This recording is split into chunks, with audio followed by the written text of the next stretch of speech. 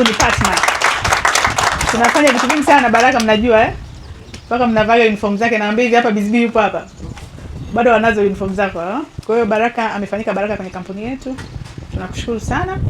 Sasa wana Lexon na marafiki zetu, mbele hapa tunaye Mr. Magola, ni mtaalamu mkufunzi.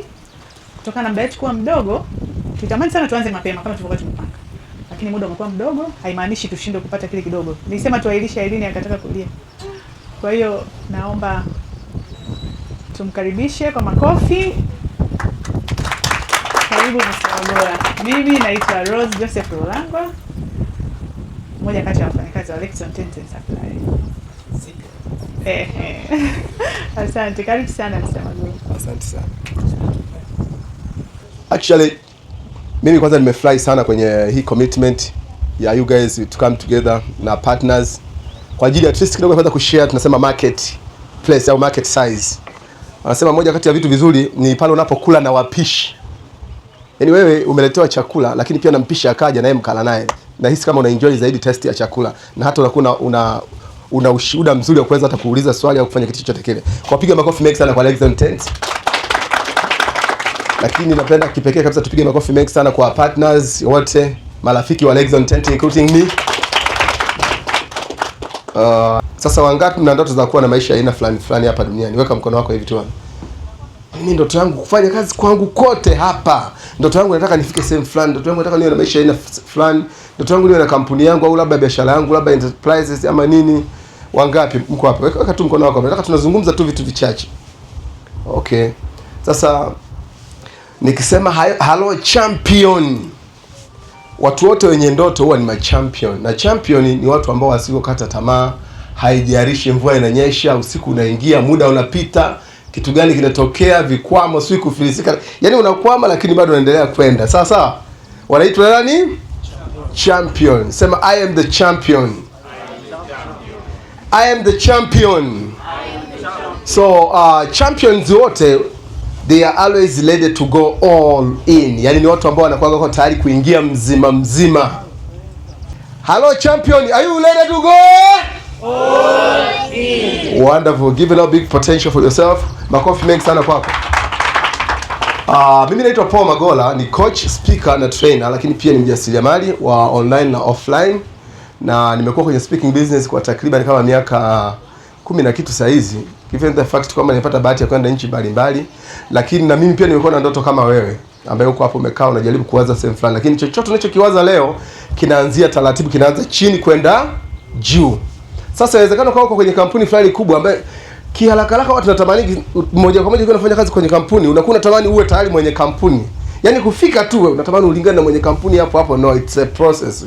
Mshike mkono rafiki yako wa kulia na kushoto, mwambie kwamba ni process. Kuna tungazi fulani hivi.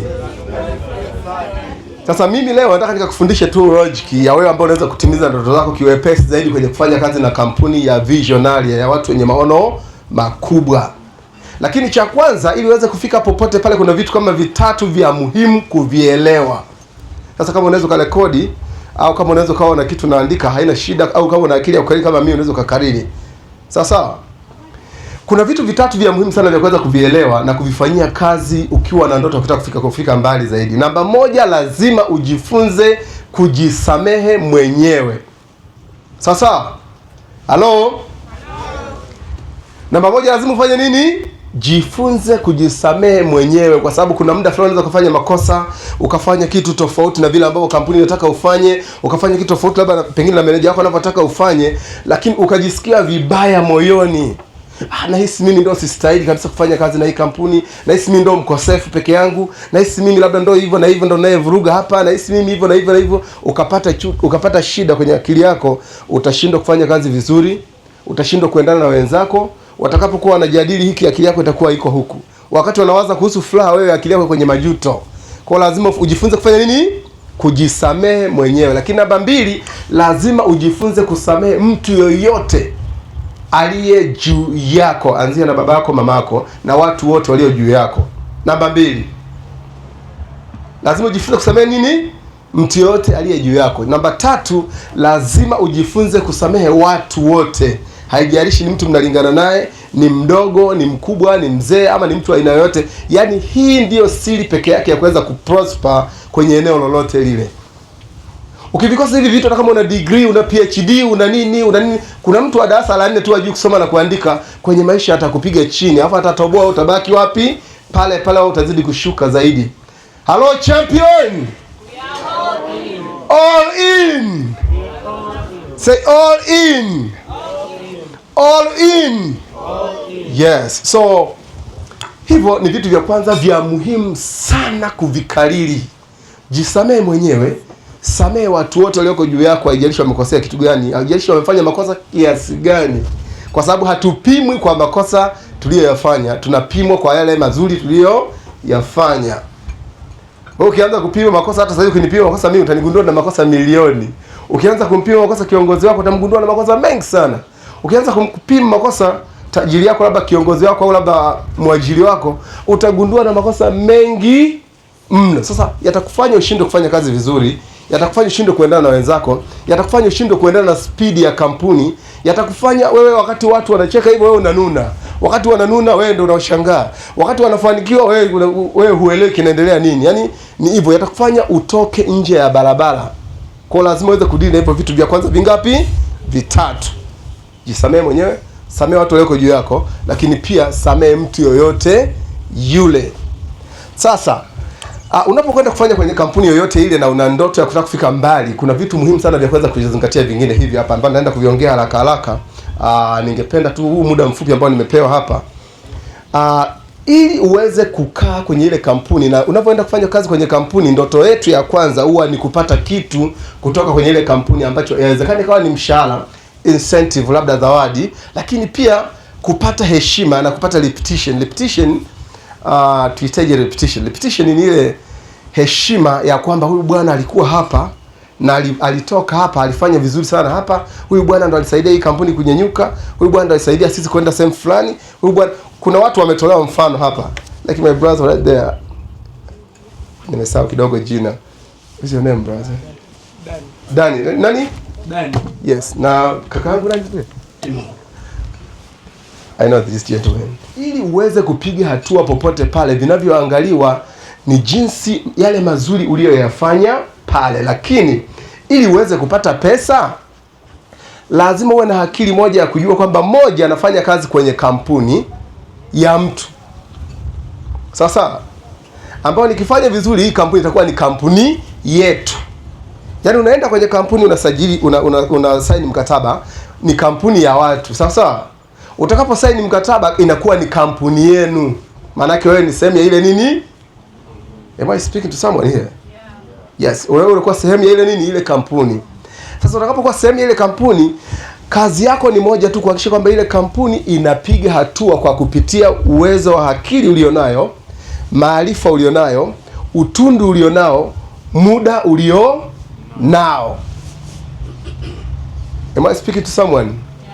Yes. So unapokwenda kufanya kazi kwenye ile kampuni, ukaweka hivyo vitu vyote vya kwako kwenye hiyo kampuni, moja kwa moja ile kampuni itaweza kupiga hatua.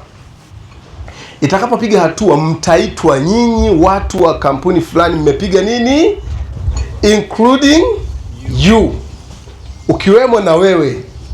Sasa hata kama utasema leo nimetoka hapa naenda kufanya labda kujiajiri, nimetoka hapa naenda kufanya tena kwenye kazi kwenye kampuni nyingine fulani, utakuwa una heshima yako huku nyuma. Heshima ya huku nyuma kwenye lugha zingine za kwenye makampuni zinaitwa kwamba you have a referee. Na ukienda kwenye kampuni nyingine ukipeleka ile barua yako, watakwamba who is your referee? Referee wako ni nani? Nilikuwa nafanya kazi na SOS, kampuni la Marekani. Baadaye nikapewa barua na watu wa nini wanaitwa World Vision. Mimi nilifanya kazi na World Vision kwa kuwa coach wa TOT, training of trainers, kwa miaka 2. World Vision sijui ni shirika kubwa sana hapa duniani. Waliniuliza kwamba nani referee wako? Ni nani anaweza akatuprove, anaweza akatuhakikishia kwamba wewe unaweza ukafanya hii kazi. Nikaanza kuandika wale watu wangu wa kule nyuma. Na bahati mbaya siku moja napigiwa simu, niambia Magola, kuna barua yako hapa, nimetumiwa email ya kukurecommend. Nikasema brother, do me a favor. Do me a favor brother. Yes. So they did me a favor. Lakini kama ningekuwa huku nyuma niliharibu email aliyoipata huyu jamaa, asingenipa ile recommendation nzuri, ningekosa ile kazi kule. Hello champion. All in. Wonderful. Kwa hiyo lazima unapokuwa unafanya kazi kwenye sehemu yoyote ile, kwenye kampuni, weka nguvu zako zote, weka jitihada zako zote, weka muda wako wote, weka akili yako yote, weka commitment zote, weka utundu wako aina yote, weka upendo wako wote, ili siku ukitoka hii kampuni inakuwa ni lefa wa kukusukuma kwenda mbele. They are still doing the same business. Lozi ni mteja wa BizB ni mteja wa Lozi nani, BizB ni mteja wa Brazil nani wa Pambo. Dani ni mteja wa kakaangu nani? Timo, yes. Kwa si kwa nini jina la Timo eti yeye nilipita jina. Anyway, Mungu ni mwema. Kwa hiyo unapofanya kazi sehemu yoyote ile, ukitaka ili kama nia yako ni kuweza kufanikiwa kwenye maisha yako, ni lazima uhakikishe unaonyesha kile unachokijua kwenye ile kampuni ambayo ndio bado upo. Unapofanya vizuri huku, unasafisha barabara yako ya mbele. Lakini ukivuruga huku, kwanza mimi, unavyokwenda watu ni wale. Yaani mimi naye kuona hapo wewe leo, sijui kesho utakuwa na kampuni gani, kesho utakuwa na biashara gani, kesho utakuwa ni nani. Inawezekana kesho ukawa ni bosi wangu pia. Hasa hivi hapa Dani ni bosi wake na Lozi ni bosi wake na Dani ni bosi wake na Timo ni bosi wake na BizB ni bosi wake na Rozi ni bosi wake na nani? BizB. Walichanganya mambo ya kitaalamu sana. Nini? Unajua sisi wewe usemi wewe. Kuna mtu namjua. Sawa. Nani? Neon Kids Entertainment. Kumbe umeongezea na kengine. Unajikuta mimi sasa. Kwa guys, ili uweze kufika mbali tofauti na pale ulipo leo, lazima ujifunze kuacha alama kule unakopita. Lakini katika kuacha alama nzuri, lazima ujiheshimu, alafu heshimu wale wanaokuongoza, kwa sababu wale wanaokuongoza kuna watu wanakaa vizuri sana kule jikoni, ndio wanapewa zile siri za kampuni. Tunataka fulani mwaka huu tumpandishe cheo. Tunataka fulani mwaka huu tumpe nani labda likizo, au tumpe kitu fulani kwenda kuchunguza kitu fulani. Tunataka tuongeze brand yetu Lozi Tent iende Mbeya. Lakini Mbeya nani ataenda? Tunaenda Dar es Salaam nani ataenda? Unajua, yani kampuni zinapokuaga inaanza hivi, mnaanza tuko Mwanza. I was lucky to be in the same company, kwenye Lexon Tent ya kama majuzi tu. Wapi kule Nyamongo sio Mwanza. Sasa maana yake ipo siku Lozi Tent hii itakuwa haiwezi tena kwenda Nyamongo kusave tu. Mtakuwa mna ofisi Nyamongo. Mtakuwa na ofisi Geita, Bukoba, si wapi. Hapa ninavyoona ni karibu wote mnaenda kuwa managers. Na kuwa managers ni kufanya vizuri, ukaonyesha jitihada zako vizuri, ukaonyesha uwezo wako kwenye kuipush kampuni. Maana yake nini? Kumbe hata kama ukienda kusimama sehemu fulani, unakuwa unaijua vizuri kampuni na unaweza kaongoza watu wengine kufanya vizuri kwenye hiyo nini? Kwenye hiyo kampuni. Sasa siku hizi watu hawaangalii vyeti. Kwa sababu vyeti sasa vimeshakuwa ni vya kweli. Mimi naenda sasa hivi chuoni pale nachukua masters. Yaani unaweza kaenda wiki ijayo, ndani ya wiki nikarudi na cheti cha masters, Paul Magola masters in relationship ndani ya wiki. Kikubwa wewe nenda na rundo. Uende na nini? Nenda na rundo, nenda na viko unapata masters ya wiki moja, wiki mbili. Sasa ndio maana sasa hivi hapo wajasiriamali wengi wakubwa hawaangalii tena hizo nini? Hizo masters. Unashangaa mtu alikuwa darasa la 7 as long as anajua kusoma na kuandika, ni manager wa Lexon Tent Dar es Salaam. Ni manager wa Lexon Tent Mbeya. Ni manager wa Lexon Tent Dodoma. Ni manager wa Lexon Tent Bukoba. Sasa anajua kusoma na kuandika. Kwa nini kufanya kazi nje ya nchi? Si ni hapa? Lugha si Kiswahili hicho. Kwani Kiswahili kina mpaka ujue kusoma na kuandika? Si tena kiongea tu. Kwa sababu we were born into Kiswahili generation na tunaongea Kiswahili. So kinachohitajika pale kumbe sio elimu. Kinachohitajika ni moyo wako, jitihada zako, upendo wako. Halo? Sasa kuna vitu vichache ambavyo sasa vinaweza kusaidia sana kupanda ngazi popote unapofanya kazi. Yaani wewe unafanya kazi leo humu ndani, huna diploma, huna form 4, huna form 6, huna degree, huna kitu chochote, huna masters, lakini unatamani, unataka kupanda ngazi. Ni ukitaka kuwa kiongozi au meneja kwenye kampuni yenu, au kupata heshima kwenye kampuni yenu, kwa maana ya kwamba kila wanapokaa kujadili kuweza kutafuta mtu mwingine, labda kumpandisha mtu ngazi, mtu mwingine, jina lako linakuwa linapita kwenye kichwa cha kila mtu aliyekaa kwenye ile kujadili. Kuna vitu ambavyo lazima uvifanye. Namba moja ni lazima ujifunze kuijua vizuri kampuni yako. Hello? Am I speaking to someone? Yes. Namba moja, lazima ujifunze kuijua nini? Kampuni yako. Yaani soma Lexington ilivyoanza, ilivyokwenda, ilivyo nini, vision yake inataka ifikie wateja wa aina gani, wana mpango wa kusambaa wapi mpaka wapi mpaka wapi hivyo. Lakini maana yake hapo unaanza kujua company objective, yani kwamba mipango ya kampuni. Watu ambao wanawasikiliza sana duniani, wala watu ambao wanaongea vitu vya nje ya muda, wanahitaji siku hizi kuna karuga fulani kanatumika kwamba huyu jamaa alikuwa mbele ya muda. Huyu jamaa alikuwa mbele ya muda. Yani mtu anaweza kuona vitu kabla hata vile vitu bado havijafikiwa. So you have to be the one. Unaijua vizuri kwa kampuni yako. Namba 2, ujue vizuri bidhaa zenu. Haijalishi ni wewe uko kwenye umeme, uko kwenye nini, lakini unajifunza kujua kampuni nzima na bidhaa zote na zinavyofanya kazi. Namba 3 ni ukishajua kwanza hizi bidhaa vizuri, au ukishajua mipango vizuri ya kampuni, kuna muda wewe mwenyewe unaweza kaenda kaongea na meneja wako au na kiongozi wako au supervisor wako. Hivi vipi? Wiki ijayo si ndio niona kama kwenye timetable kama ndio tunaanza kufanyia kazi kitu 1 2 3. Pengine unaweza kuwa unawakumbusha. Yaani lazima uwe mbele ya nini? Ya muda.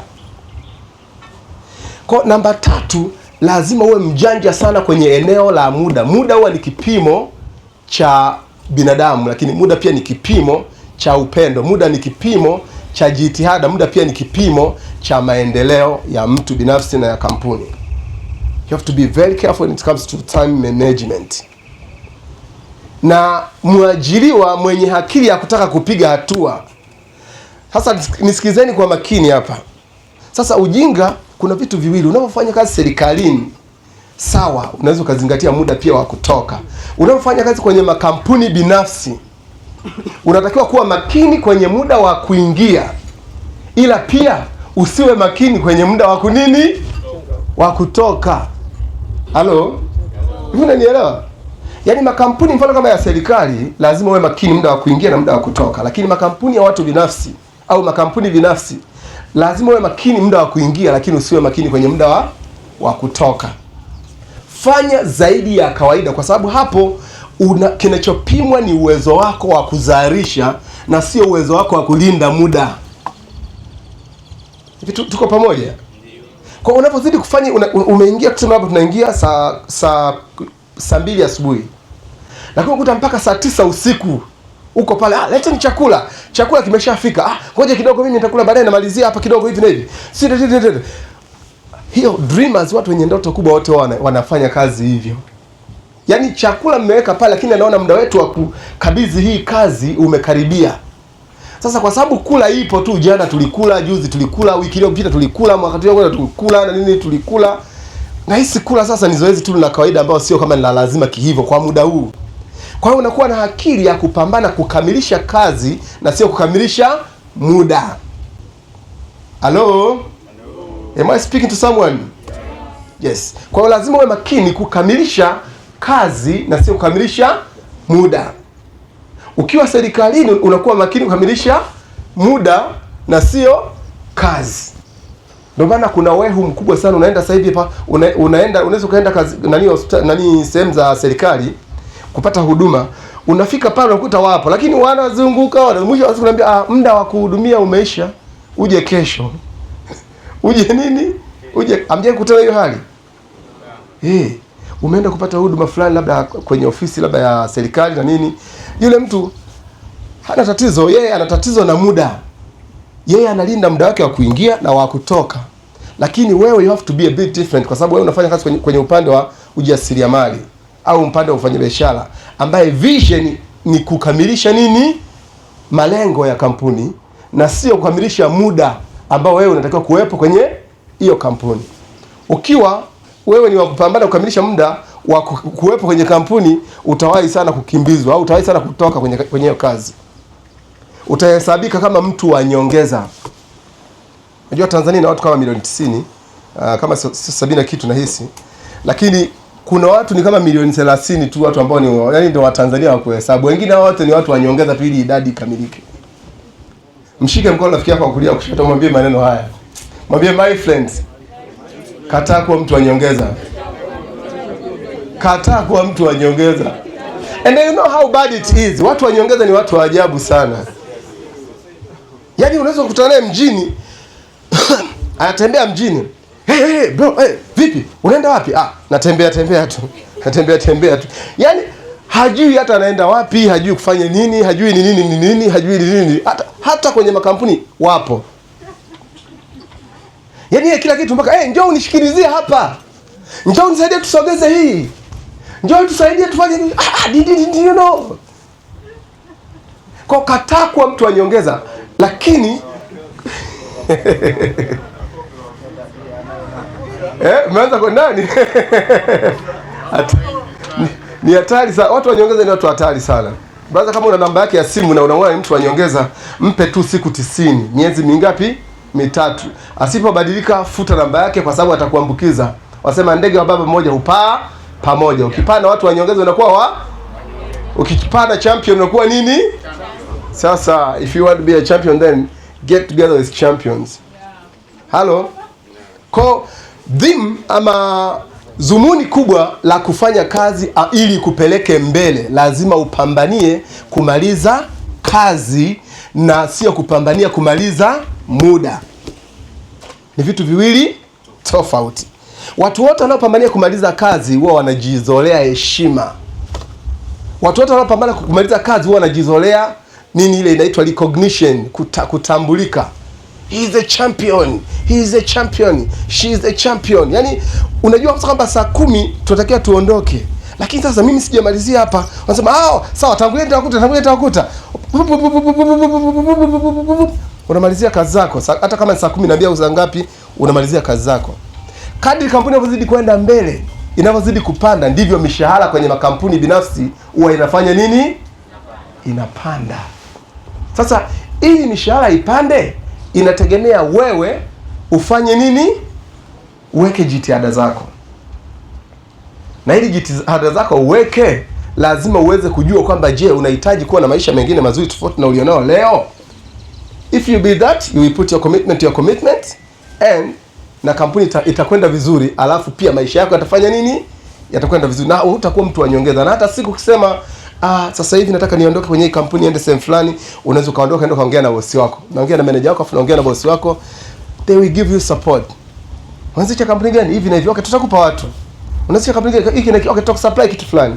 Unaanzisha kampuni hivi usianze mwaka huu. Sio mwezi mzuri wa biashara hii. Anza mwezi mzuri wa biashara hii. Kwa nini? Kwa sababu we succeed or we achieve something by creating connection. Tunafanikiwa kwenye mambo yote kwa kutengeneza nini? Mitandao, connection. Unamjua nani, nani anamjua nani. So boss wako kuna watu anawajua ambao wewe utawahitaji kule mbele ya safari. Ndio maana lazima pia ufanye nini? Ukae naye karibu, uondoke mkiwa karibu, halafu muendelee kufanya biashara pamoja. Hello champion. Sema all in. Cha mwisho ambacho lazima uweze kukifanya ni kweli unaingia kwenye kampuni fulani kwa ajili ya kutafuta kutimiza maisha yako, kutimiza ndoto zako, kutimiza malengo yako. Ni kweli unaweka jitihada zako kwenye kampuni ili kampuni iweze kufika mbali. Ni kweli unaweka upendo wako na kitu kama hicho, vitu vingine mbalimbali vya kuweza kufika mbali zaidi. Ni kweli uko tayari kuweza kuona kampuni yako inakwenda mbali, inafika mbali zaidi. Lakini kingine cha mwisho ambacho ni lazima uwepo nacho, you have to be patient with consistent action. Ni lazima uwe na moyo wa subira na jitihada za kuendelea kufanya tena na tena. Bro, wote waliofanikiwa hapa duniani wale ambao walikuwa na mioyo ya subira. Wote waliofika mbali, wote walikuwa na mioyo ya subira. Wote waliotoboa wamepitia mapito na mapito. Ukisoma kwenye Biblia, Joseph alisubiri miaka 13 kabla bado ndoto yake haijatimia. Ibrahimu alisubiri kwa miaka 25 kabla ndoto yake haijatimia. Musa au Moses alisubiri kwa miaka 40. Mentangu mimi Yesu Kristo alisubiri kwa miaka 33. Sasa pia hata kama Mungu anataka uweze kuwa na subira ili utimize ndoto zako, maana yake tayari hapa tu ulipo uko kwenye sehemu sahihi, na ukiamua kuwa mtu sahihi utaleta matunda sahihi na utakuwa na maana sahihi, na maisha yako hata baki kama yalivyokuwa mwanzo. Na mimi naitwa Paul Magola, ni mtoto wa Cecilia Magola wa kwanza wa kiume, na wapenda sana. Mungu awabariki sana, Mungu awabariki ndoto zenu. Asante sana kwa kusikiliza. Sema huu.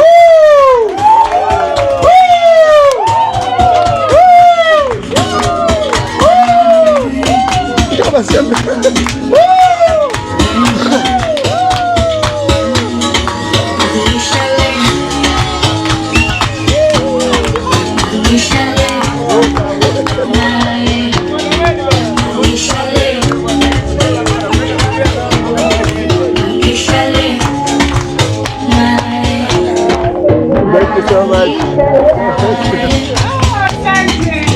Mtu wa nyongeza tunamjua. Tumjui. Yupo hapa mtu wa nyongeza. Tumemuweka, tunaamini hata kuwa nyongeza tena. Baada ya somo la leo. Naamini mmebarikiwa. Mmebarikiwa, na japo muda haukuwa rafiki sana, siku nyingine tutamuita, tutaongea zaidi na zaidi.